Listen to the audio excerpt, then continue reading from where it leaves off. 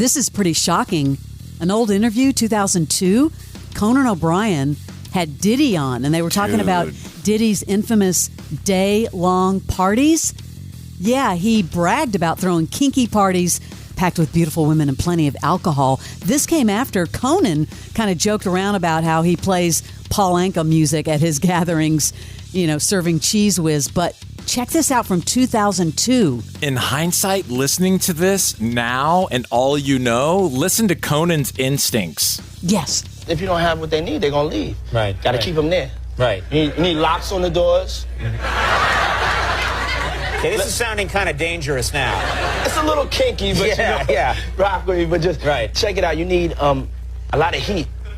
A lot of heat. Yeah. Heat. You mean that physically the place has to be hot? You don't have no air conditioning. No air conditioning. No. Why is that? Heat affects the alcohol, and it also affects, everybody gets a little bit more comfortable and loose. Builds up a nice little sweat. Well, he's in the heat right now and probably in a tank, and he's on suicide watch. It's necessary to lock the doors? He actually said that. And Conan was like, oh, this is starting to sound dangerous. You hear it, you think he's joking. Yeah. But he's not joking. Well, he was placed on suicide watch, which a lot of people say that that's normal for any sort of high-profile individual in this sort of, state of mind. But his attorney is saying he's not at all suicidal. He is strong, healthy, confident, and focused on his defense. Well, we'll see. Well, he's saying that because he's still trying to get bond. I mean, he wouldn't say the opposite. So he's trying everything to get him out. Yeah, he wants house arrest. Yeah, good luck. Okay, another shocking story from over the weekend. Cheryl Hines, who we love from Curb Your Enthusiasm, spotted without wearing her wedding ring in the first public outing over the sexting scandal with her husband, RFK Jr. Apparently, he had an affair, a sexting scandal with a New York Magazine Washington correspondent, Olivia Newsy. Have you seen this story? No, but if you're a Kennedy, much less if you're just anybody in a high-profile situation, that is going to see the light of day. How are you sexting with someone for over a year? He's a notorious womanizer. I mean, that has been, in the news for years and years. And people warned her about marrying him, and she did it anyway. This journalist, who I believe has now ruined her promising career. Totally. There are stories that she became obsessed with him. She aggressively pursued him. The camp pushed back on allegations, saying it was a case of fatal attraction. They said, no, it wasn't. People are saying she was obsessed with him. She targeted him. It got a little scary.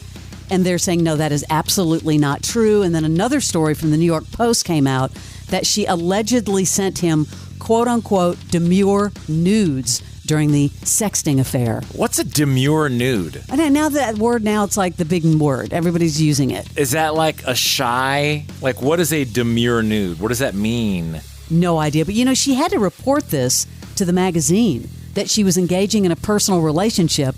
She didn't name names, but she said was a former subject relevant to the 2024 campaign. So on X, everyone's asking the same question. What, demure nudes? What are they? It's like that famous, this is not a pipe painting where it's just a pipe. Or it's, the older generation calls them tasteful. Well, I'm glad they were tasteful. Nude, but not that nude, but nude. Woo! Eric Menendez speaking in jail, Barnes?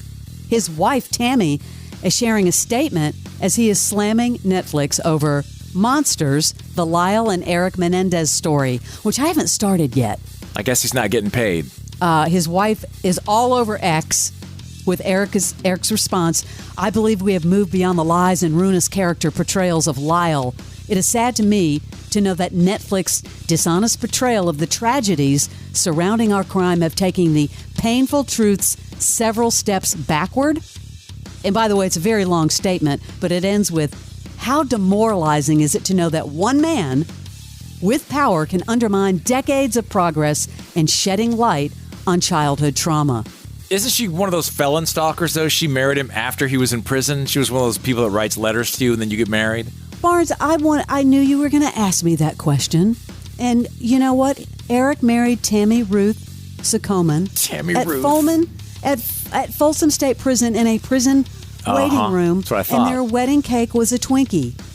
Man, it must be so hard to have sex with those bars between you. That must be the worst. Lyle's married to someone, too. He married someone in prison as well. Okay. So they are taking offense at Ryan Murphy. Man, that whole subculture, I want to read about their stories. The ones who they just picked some felon or some murderer or some crazy and they try to marry him for some weird, I don't even know what they get out of it. It's a weird obsession.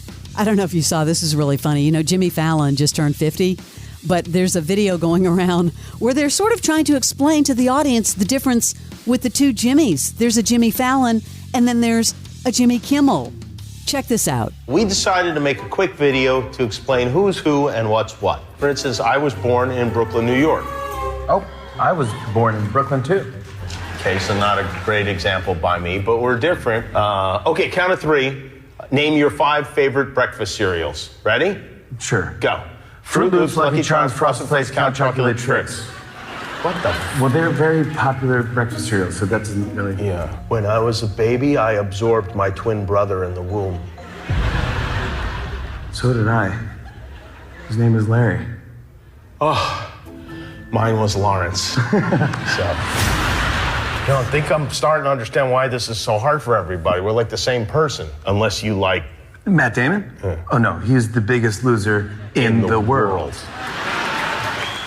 Can I see you in the bathroom for a second? Yeah. I want to show you something. You have a small penis, too? Yeah. Fram, you thought that was funny? Well, you didn't get to see the whole thing. If you watch the whole thing, they go back and forth. It is really kind of cute. Wow, all that just to get to a penis joke at the end? Well, there was more than that. If I had brought that forward, you would be bashing me, just ripping me to shreds. Watch the whole thing, and there's another funny one, too, that's a little too visual, but if you like the whole Jimmy Kimmel wanting to take down Matt Damon, you should watch this video running around with him offering some money to Brad Pitt and George Clooney to take him out. You hear that, everyone? Leslie just gave us homework. Man, you are hard on me today. We're just getting started, Leslie. I know. Hey, Will Ferrell and former NFL head writer Harper Steele, they've been friends since, I guess, the mid-'90s. They have a new documentary called Will and Harper. It's going to debut on Netflix later this month. He's actually talking to Tracy Smith about his comedy career and how, he's never sought validation. Do you have a need to be liked? I don't. You don't? I mean, we all want to be liked on some level. But I'm different than other comedians. I've approached it from the fact that I just loved doing it. And yes, it's thrilling to get laughs, but I never needed it to make myself feel whole as a person. I guess my folks filled me with enough self-esteem, and I don't really need the attention so much. That's a rare Will Ferrell actually being serious. He was super serious there. Hey, I know I'm the one that buys a lot of movies on demand. You don't, though, right? If something's still in theaters. Every once in a while. Yeah, we buy a lot of movies. We watched Trap over the weekend with Josh Hartnett. It's still in the theaters. It's about the serial killer at a concert with his daughter. Was it any good? It's good. It's really good. Pay $10 for it. But also, you can watch Blink Twice, which is also in theaters. It's done over $40 million already in the box office. Zoe Kravitz directed it. I mean, it looks real. I don't know if you've seen the trailer. It looks really good. But here she is talking about how that wasn't the original name. I'm so obsessed with the fact that this was originally called Pussy Island. I'm like, imagine the branding. I mean, it would be iconic. Yeah, tell me, how did we end up with Blink Twice? Well, it's a line that she says in the film, but I actually feel like it is the right title for the film. I think it actually focuses the core of what this movie is about, which is really, having to express how you feel without saying the words. The term blink twice if you need help, because you're like, help me. And the fact that women have to do that in general is terrible. And I feel like it's something that is so normalized that we don't even really think about it too much. Hey, Brad, get my travel agent on the phone, because I'm going there, wherever it is. Oh, that's your Celebrity Sleaze.